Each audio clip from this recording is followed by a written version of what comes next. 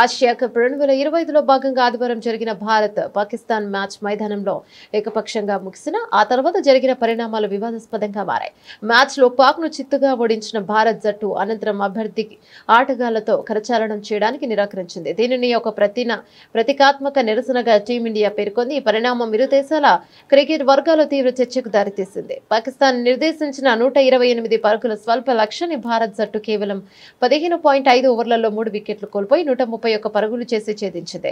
Captain Suryakumar Yadav, శివం దుబే క్రీజుల్లో ఉండగా match ముగిసింది. అయితే విజయం సాధించిన వెంటనే భారత ఆటగాళ్లు ఎవరూ పాక్ ఆటగాళ్లతో కరచాలనం చేయకుండా నేరుగా డ్రెస్సింగ్ రూమ్ కు వెళ్లిపోయారు. ఈ నిరసన టాస్ సమయం నుంచే మొదలైంది. అప్పుడు కూడా సూర్యకుమార్ పాక్ కెప్టెన్ కు షేక్ హ్యాండ్ ఇవ్వలేదు. మ్యాచ్ అనంతరం పాకిస్తాన్ ఆటగాళ్లు భారత డ్రెస్సింగ్ రూమ్ వద్దకు వెళ్లగా సహాయక సిబ్బంది తలుపులు మూసివేసినట్లు సమాచారం. పరిణామాలతో తీవ్ర అసంతృప్తికి గురైన పాకిస్తాన్ కెప్టెన్ సల్మాన్ అలీ అఫ్గా ఇక పోస్ట్ మ్యాచ్ ప్రెజెంటేషన్ కార్యక్రమానికి హాజరు కాలేదు.